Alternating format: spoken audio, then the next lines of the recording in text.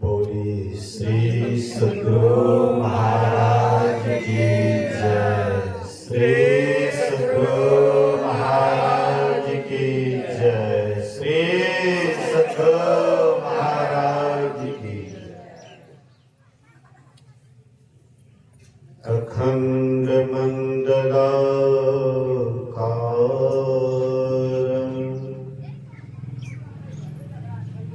व्याप्तं येन चराचरं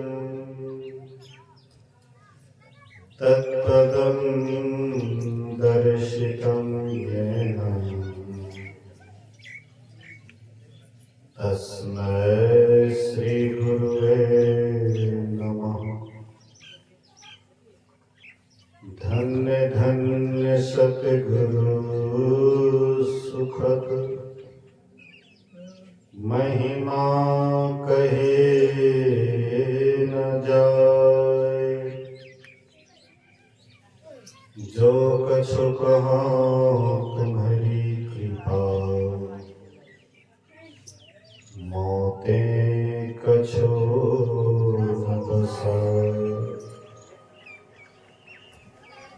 सर्वत्र सर्वदा वर्तमान सद्गुरु महाराज जी के पावन चरणों में कोटि कोटि नमन। उपस्थित गुरुजन, धर्म प्रेमी सत्संगी बंधुओं, पूजनीय माताओं तथा भक्तिमती बहनों, अभी हम लोग श्रद्धे अनंत शाह जी के निवास स्थान पर अघन पूर्णिमा के शुभ अवसर पर मासिक सत्संग में हम लोग उपस्थित हैं। आप लोग अभी अपराह्नकालीन सत्संग में उपस्थित हैं और यह जो आप लोगों के बीच में मोबाइल के द्वारा वीडियो बन रहा है वह भी YouTube पर अपलोड किया जाता है। इस चैनल का नाम संतमत युवा साधना चैनल है। संतमत युवा साधना आप जब सर्च करेंगे या बोलेंगे तो आपके मोबाइल पर आ जाएगा। कहाँ पर प्रवचन हुआ, कब हुआ, उसमें दिन तारीख भी दिया जाता है। तो आप लोग YouTube चैनल से भी जुड़ जाएंगे तो आप बहुत फालतू बात में अपना समय बिताते हैं जिससे कोई लाभ नहीं होता है। लेकिन अगर आप साधु महात्माओं के सत्संग प्रवचन को सुनेंगे तत्काल हम आपको शांति मिलती है। इसलिए चैनल का नाम याद रखिएगा, संतमत युवा चैनल।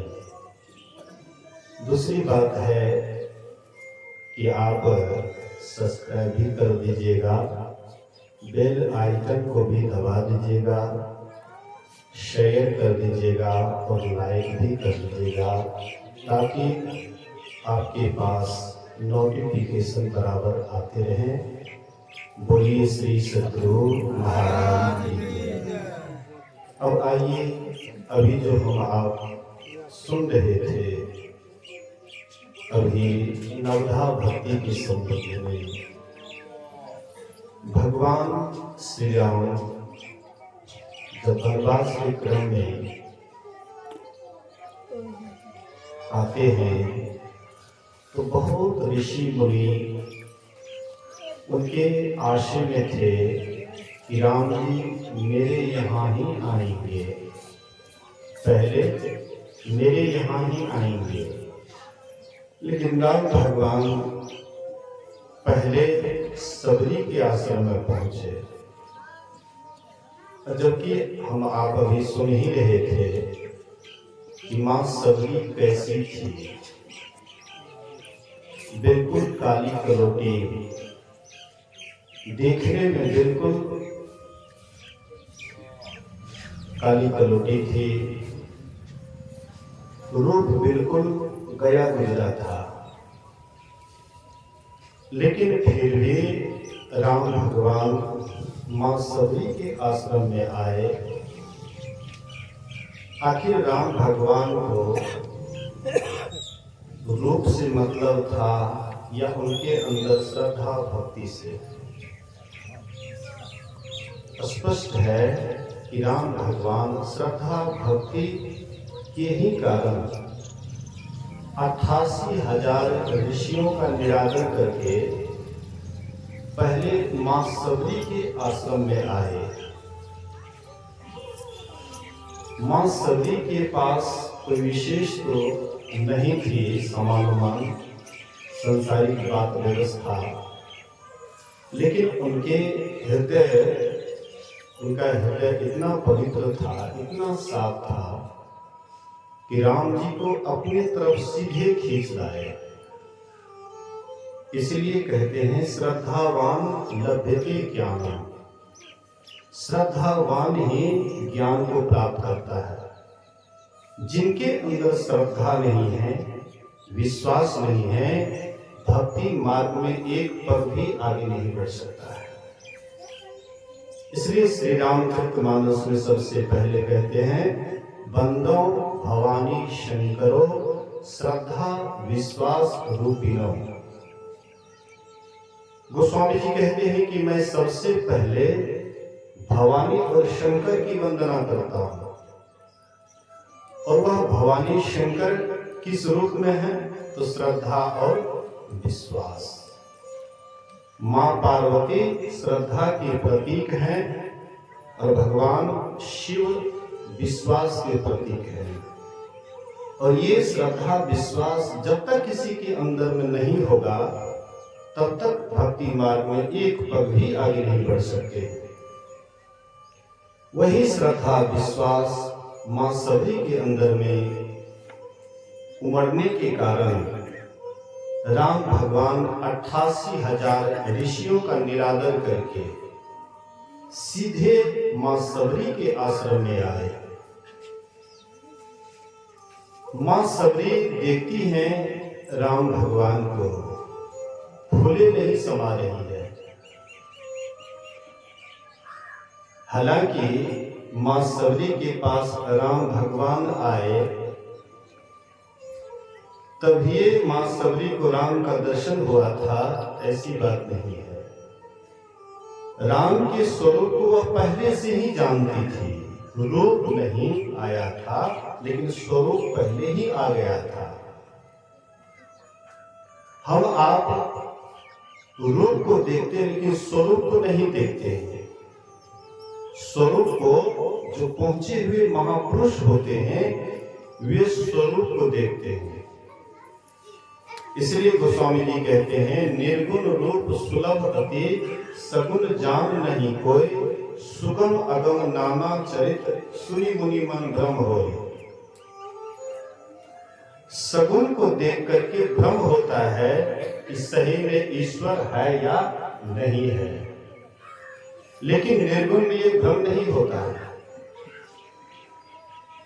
सगुण में जैसे बहुरूपिया बहुत रूप बनाती है और जो रूप बनाती है वह वही नहीं हो जाती है, वह सगुण है। लेकिन निर्गुण में जो रूप बनाने वाले हैं वही है निर्गुण। और उसको जो जान जाते हैं तब तो क्या कहना है, वो कितना हो रूप बनाए, वे सब कुछ जान जाते हैं कि यही एक ही अनेक रूप धारण करते हैं और लोगों को भरमाते हैं। तो मां सबरी स्वरूप को जानती थी, आत्मा राम को जानती थी, अपने आप को जानती थी, अंतर आत्मा को जानती थी, इसीलिए वह भक्ति में पूर्ण हुई। 9 प्रकार की भक्ति थी उसमें, मां सबरी के अंदर 9 प्रकार की भक्ति थी। तो 9 प्रकार की भक्ति कैसे हो गई? जब तक आत्मस्वरूप को प्राप्त नहीं किए तो 9 प्रकार की भक्ति कैसे हो गई? मतलब मां सबरी 9 प्रकार की भक्ति में पूर्ण थी। पूर्ण से ही पूर्ण मिलता है, बोलिए श्री सद्गुरु। पूर्ण से ही पूर्ण जब मिलता है तब बड़ा प्रेम उपजता है, बहुत स्नेह उपजता है। गुरु महाराज जी कहते थे, पूर्ण से जो निकला वह भी पूर्ण, और जो बचा वह भी पूर्ण। पूर्ण परमात्मा है, परमात्मा से हम आप निकले, हम आप भी पूर्ण हैं। लेकिन इस पूर्ण को नहीं जानने के कारण कहते हैं कि हम तो साधारण हैं, हमारे पास कुछ है ही नहीं, हम बिल्कुल साधारण हैं। साधारण कैसे है? पूर्ण से जो निकला है वो साधारण कैसे हो सकता है? वह भी तो पूर्ण ही है, सारा पूर्ण वाला गुण मौजूद है, लेकिन उसको नहीं जानने के कारण हम आप कहते हैं साधारण है। इसलिए तो मां सबरी उस पूर्ण को देख ली थी, जान गई थी, पहचान गई थी, इसलिए पूर्ण उनके पास आए तो पहचाना हुआ तो था ही। राम भगवान जैसे आए, मां सबरी कहते हैं कि मैं तो स्त्री हूं, मैं जाति की भीलनी हूं, मंदबुद्धि की हूं, स्त्री हूं, मैं आपकी स्तुति किस तरह से करूं? राम भगवान कहते हैं, हे भामिनी, हे सुंदरी। मां सबरी कैसी सुंदरी थी?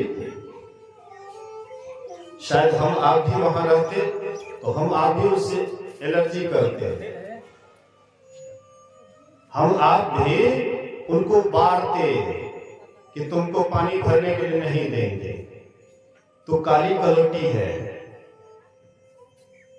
लोग अंदर को, अंतर आत्मा को बहुत कम आदमी देखते हैं, जो पहुंचे हुए होते हैं वही अंतर आत्मा को देखते हैं, पवित्र हृदय को देखते हैं। प्रायः तो लोग, जो धनी आदमी है देखिएगा उसका खूब आदर होता है, गरीब आदमी किसी के यहाँ जाता है तो कोई आदर नहीं होता, चाहे वह जैसा भी हो, कितना हो दिल का खुला आदमी हो, उसका कोई आदर नहीं। लेकिन धनिया फला आदमी, अरे 2 मिनट के लिए दो, नहीं देखते कितना।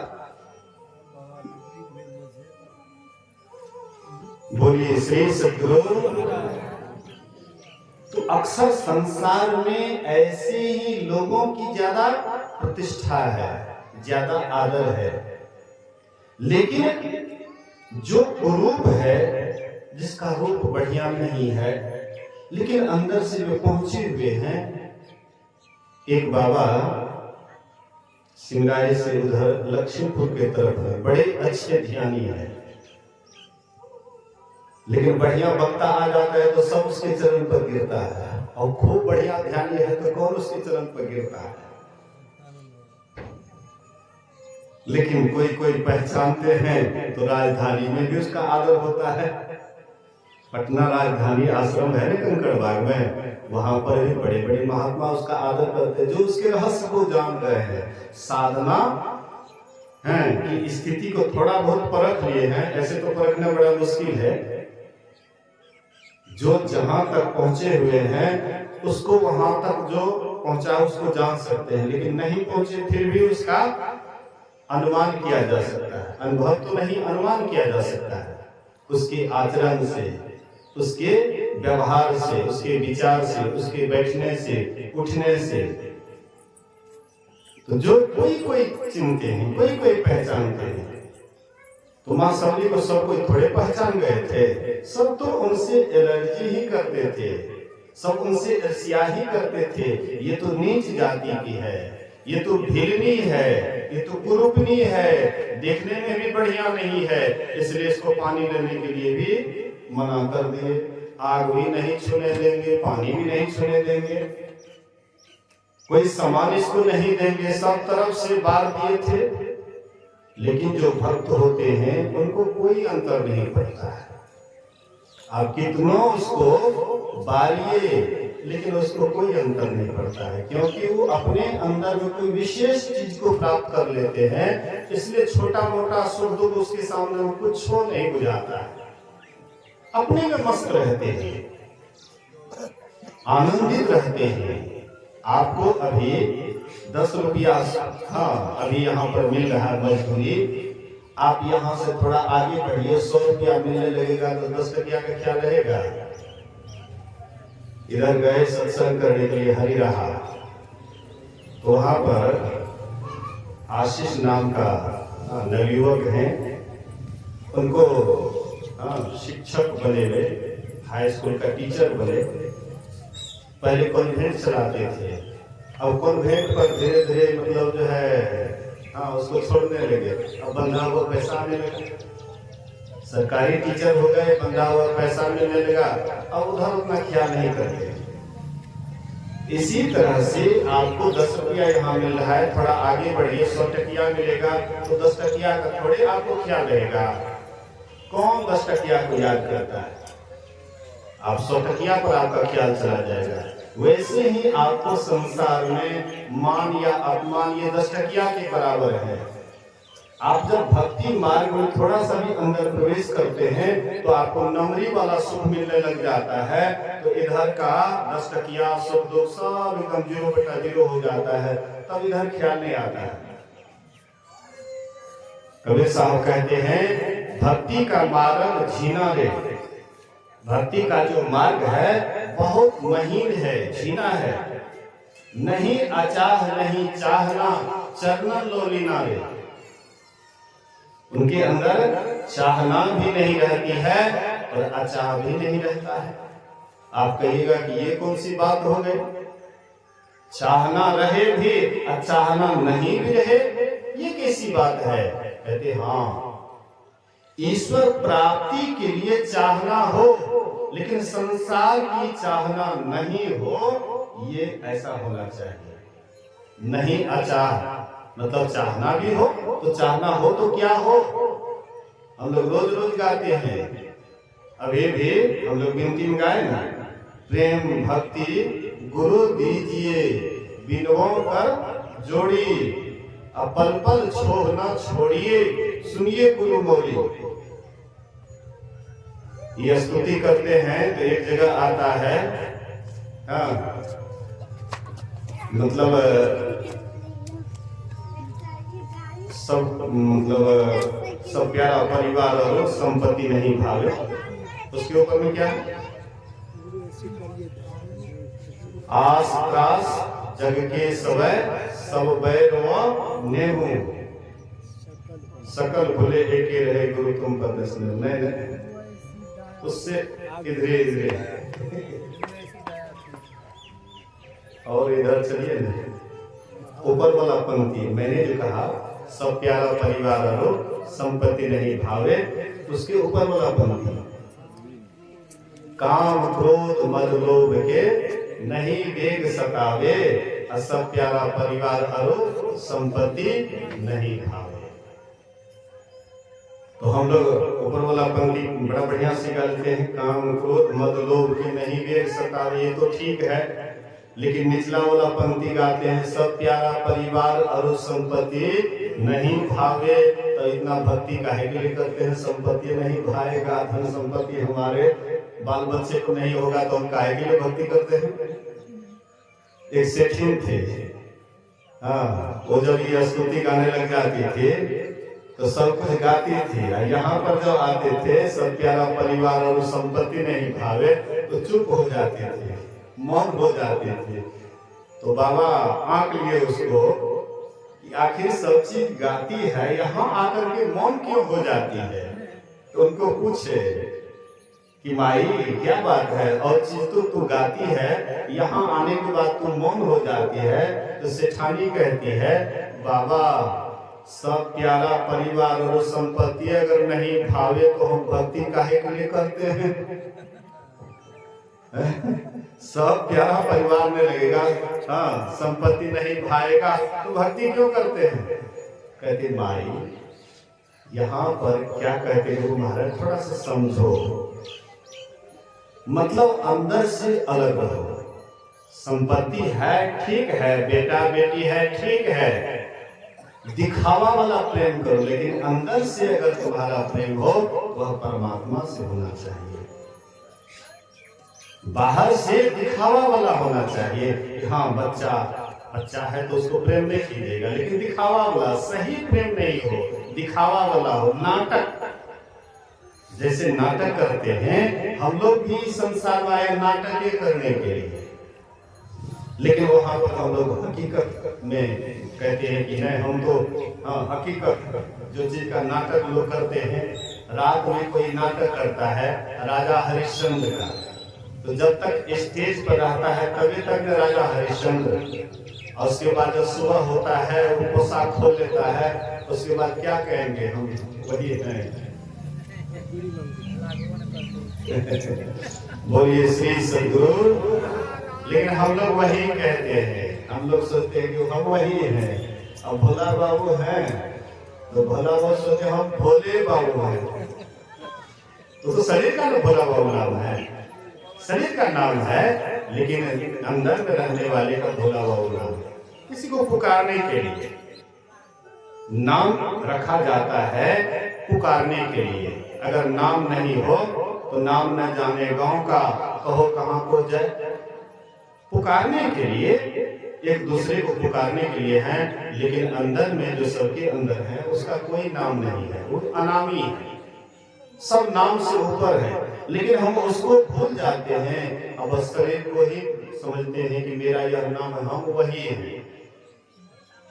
इसीलिए महापुरुष कहते हैं कि सब प्यारा परिवार और संपत्ति नहीं भावे, अर्थात सबके बीच में रहिए, सब काम कीजिए, लेकिन अंदर से समझिए कि यहाँ मेरा कुछ नहीं है, सभी परमात्मा के, ईश्वर के।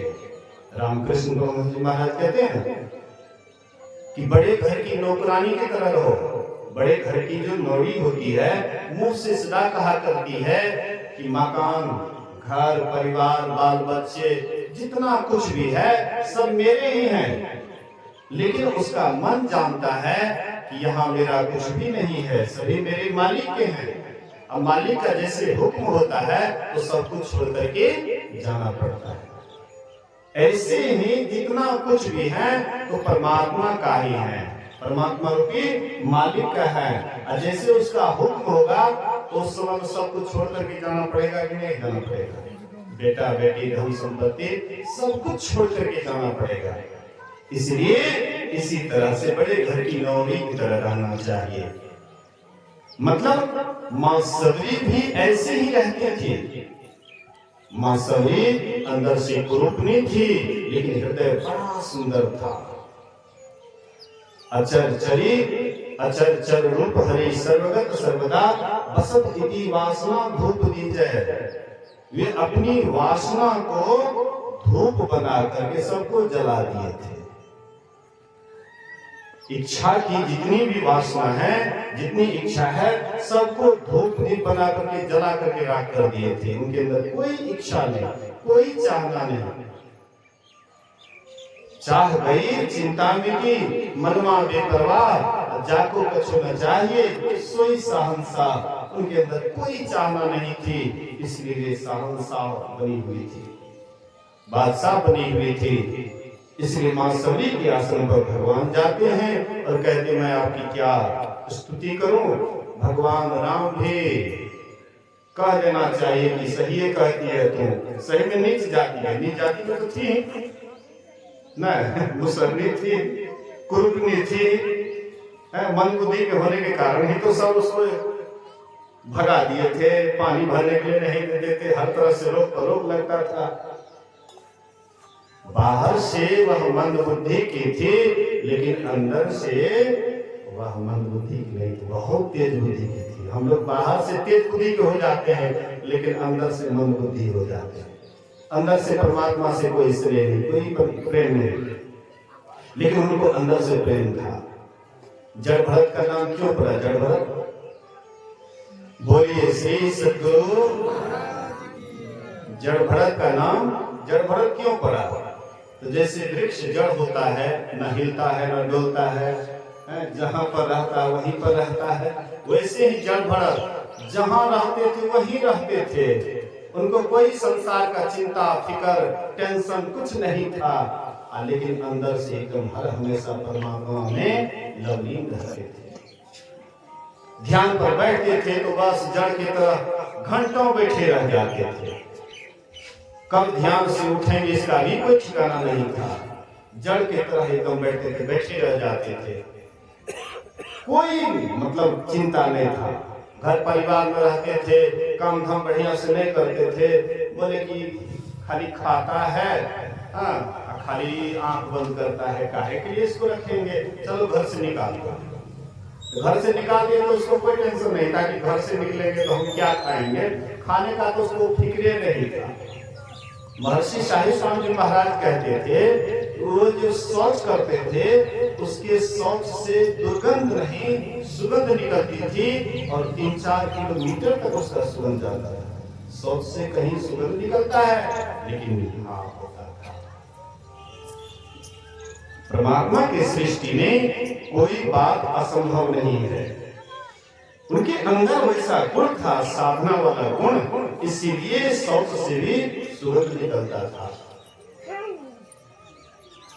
जब राजा रहोगन जा रहे थे अपने गुरु कबीर मुनि के आश्रम पर सत्संग सुनने के लिए, उसमें कहार था, 4 कहार था। एक कहार बीमार पड़ गया, पालकी उठाने से असमर्थ हो गए। तो भाई एक कहार बीमार पड़ गया तो दूसरे कहार को देखना चाहिए, तो कहार ढूंढने लगे। तो ढूंढते ढूंढते वो जंगल में कहीं एकांत में बैठे हुए थे, कह रहे उठो, उठ गए, चलो चल दिए। कहते पालकी उठाओ, उठा लिए, सब चलने लगे, भी चलने लगे। तो सब चलते थे, बढ़िया से आई चलते थे, देखते थे कहीं चींटी का कतार है तो कुदक जाते थे, तो उससे उसको कष्ट होता था। अरे भाई क्यों नहीं बढ़िया से चलते हो, हमको बड़ा दिक्कत हो रहा है। तो तीनों कहार कहता था कि महाराज हम लोग तो ठीक ठाक चलते हैं, लेकिन ये जो नया कहार है यही बढ़िया से नहीं चलता है। अरे भाई क्यों ऐसा चलते हो, बढ़िया से चलो, हमको दिक्कत हो रहा है। बोलेंगे तुमको दिक्कत हो रहा है, लेकिन यहाँ पर चींटी का कतार है, कहीं में मेरे पैर से दब करके मर जाएगा, वो तो समाप्त हो जाएगा, उसकी हिंसा हो जाएगी। राजा कहते अरे भाई कौन महात्मा को लगा दिया, उतारो उतारो पालकी उतारते हैं। कहती महाराज आप कौन है? बोले कि मैं कोई हूं, से तुमको क्या मतलब? तुम जा रहे हो गुरु के पास सत्संग सुनने के लिए और मनुष्य को बैल बना करके, इस तरह से जन्म जन्म तक तुम सत्संग करोगे, कोई छाप नहीं पड़ेगा। जब तक संतों के चरण धूलि से अपने को नहीं नहलाओगे तब तक कोई छाप पड़ने वाला नहीं है। बोले महाराज आत्मा का ज्ञान दीजिए, और वहीं पर जड़ भरत उनको आत्मा का ज्ञान दिए। मतलब कहने का मां सबरी भी बाहर से जड़वत थी, बाहर से ना समझ थी, लेकिन अंदर से क्या करना है। इसलिए राम भगवान कहते हैं हे भामिनी, हे सुंदरी, मेरी बात सुन। सुंदरी नहीं थी बाहर से, लेकिन अंदर से बहुत सुंदरी थी। उससे बढ़ करके सुंदर तो हो ही नहीं सकता है। सुंदर कौन है? जिनके अंदर कोई विकार नहीं, वह सबसे सुंदर है। जिनके अंदर विकार है, काम क्रोध लोभ मोह ईर्ष्या द्वेष पाखंड, ये सब जितनी भी विकार हैं, ये सब कुरूप का ही तो लक्षण है। ये सब कुरूप वाला ही लक्षण है। लेकिन जिनके अंदर कोई ये सब नहीं है, शक विकार जित अनग अकामा अमल अकिचन सुचि सुधामा, जो 6 विकार पर विजय पा लिए हैं, ये सबसे सुंदर है। मां सबरी ये 6 विकार पर विजय प्राप्त की हुई थी। इसलिए राम भगवान कहते हैं, ये भामिनी, हे सुंदरी, मेरी बात सुन, मैं केवल भक्ति का नाता मानता हूं। धन पद प्रतिष्ठा और कुछ भी किसी के पास हो लेकिन भक्ति नहीं हो, वह कैसा लगता है? तो मेघ काला बादल लगे या वर्षा नहीं हो, इधर फसल सूख रहा है, तो वह मेघ का कौन काम? या दूसरा उदाहरण सुंदरदास जी महाराज कहते हैं कि कोई नारी है और उसको खूब बढ़िया कपड़ा जेवर से सुसज्जित कर दीजिए, लेकिन सुर्पनखा की तरह अगर नाक कान उसका काट लीजिए तो कितना बढ़िया लगेगा। वह नाक कटी नारी के समान है, सब कुछ है लेकिन भक्ति नहीं है, तो नाक कटी नारी के समान है। फिर कहते हैं, पहला भक्ति, संतों का संग करो। संतों का संग अर्थात सत्संग। सत्संग में जाते हैं तो भक्ति की चर्चा होती है। बिनु सत्संग न हरि कथा, तेहि बिनु मोह न भागे, मोह गए बिन राम पद, वही न दृढ़ अनुराग। जब तक सत्संग नहीं करेंगे, हरि कथा कहां से होगी, फिर भक्ति कहां से आरंभ होगा। इसलिए पहली भक्ति संतों का संग है। असंतों के संग में जाते हैं तो संसार का सब बात लेकर के मत आइए, यहाँ पर गप का छर्रा छोड़ते जाइए, तो फिर यहाँ से ले नहीं पाइएगा। खाली बर्तन में ही सत्य अटता है। सुचे भाड़े सांसु समावे, बिरले सुचाचारी, तंतय कौ परम तंत्र मिलाया, नानक शरणी तुम्हारी। पवित्र बर्तन में ही सत्य अटता है। जब कोई त्योहार करते हैं, पर्व करते हैं, तो जो भी बर्तन में सामान लाते हैं एकदम बिल्कुल साफ सुथरा बर्तन में लाते हैं, चाहे कोई मांसाहारी ही क्यों नहीं है। मांस मछली वाला बर्तन में कोनो सामान नहीं लाएंगे, जब भी लाएंगे बिल्कुल पवित्र। ऐसे ही हम आप भी अगर परमात्मा को बसाना चाहते हैं, ईश्वर को बसाना चाहते हैं, तो संसार की सारी बात को निकाल दीजिए। आप कोई अगर चिंतन कीजिए तो कोई संत महात्मा की वाणी का चिंतन कीजिए, संत वाणी का चिंतन कीजिए, भजन को याद कीजिए तो ध्यान में भी मन लगेगा। भजन को याद करिएगा तो ध्यान में मदद करेंगे। कोई संत महात्मा के प्रवचन को सुनिएगा, ध्यान में मदद करेंगे। लेकिन गप सब जो लंबा चौड़ा संसार की बात, राजनीति की बात, इधर उधर बात जब करिएगा तो ध्यान में सब बात है। फालतू बात, ईश्वर संबंधी छोड़ करके जो भी बातें हैं वो ध्यान में बाधा ही डालेंगे। अगर ध्यान भजन में आपको आगे बढ़ना है तो बराबर ध्यान की ही चर्चा करनी चाहिए, साधना की ही चर्चा करनी चाहिए, क्योंकि जिधर का आप प्रशंसा सुनिएगा मन आपका उधर खींचा चला जाएगा। इसलिए दूसरी भक्ति है कथा में प्रेम। तीसरी भक्ति है गुरु के चरण कमलों की सेवा करनी। किसी से कुछ सीखते हैं, स्वाभाविक अंदर से इच्छा होती है कुछ सेवा करने की, तो उनकी सेवा श्रद्धा सहित करते हैं। यह गुरु पद पंकज सेवा तीसरी भक्ति अमान। चौथी भक्ति मम गुणगन करे कपट तजीगाम। गद में हो या पद में हो, हमारे गुणों का गान करो, ईश्वर भक्ति का गुणगान करो। पांचवी भक्ति मंत्र जाप, जो भी आपको गुरु से मिला है उसको पूरा विश्वास के साथ मंत्र जाप कर रहे हैं, यही आपकी पांचवी भक्ति है। छठी भक्ति इंद्रियों का दमन करना है। इंद्रियों का दमन करने से मतलब ये नहीं है कि इंद्रियां को जबरदस्ती रोकना है, बल्कि उसको दूसरा रास्ता दिखा देना है। रोकिएगा और कहीं का रास्ता नहीं दिखाइएगा तो मन कहीं न कहीं जिले करेंगे। मन को अगर विशेष कुछ नहीं मिलेगा तो साधारण में तो भटकेंगे ही। इसलिए विशेष चीज ध्यान की तरफ अगर आप मन को मोड़िएगा, ध्यान की तरफ ले जाइएगा, जैसे पानी बह रहा है और उसको अगर रोकना चाहते हैं तो दूसरे तरफ उसका धारा बना दीजिए। दूसरी ओर जब धारा हो जाएगी तो आराम से बंध जाएगा और आप उसको आराम से रोक सकते हैं। इसी तरह से मन जो पंच विषयों की तरफ दौड़ रहा है, धारा प्रवाहित हो रहा है, उसको रोकने के लिए ध्यान का अवलंब दीजिए। सुबह में बोल रहे थे महेश बाबा, कह रहे थे कि अघन मास का सत्संग है। हाँ, तो गुरु महाराज जी का दोहा भी सुनाए, अगहन दाहन प्रकृति भोगन गहन को जो ध्यावहि, हारी आवहि क्लेश पावहि, कबहु नहीं तृप्तावहि, भोगन सकल प्रत्यक्ष रोगन, जान के हटते रहो, गुरु टहल सत्संग सेवन में सदा डटते रहो। अगहन दाहन प्रकृति भोगन, भोग से रोग होता है। जैसे विषय की तरफ हम भोगने के लिए जाते हैं, रोग तभी से शुरू हो जाता है। विचार आता है भोग का, भोगेंगे बाद में, विषय को भोगेंगे बाद में, लेकिन पहले भोग से पहले मन में विचार आता है भोगने की। जैसे मन में भोगने की विचार आता है, तभी से देखिएगा अशांति शुरू हो जाता है। भोगते समय तो अशांत होते ही हैं, लेकिन विचार जैसे आता है उस समय से ही हम अशांत हो जाते हैं। इसलिए भोगन सकल प्रत्यक्ष रोगन, ये प्रत्यक्ष में रोग का रूप लेता है।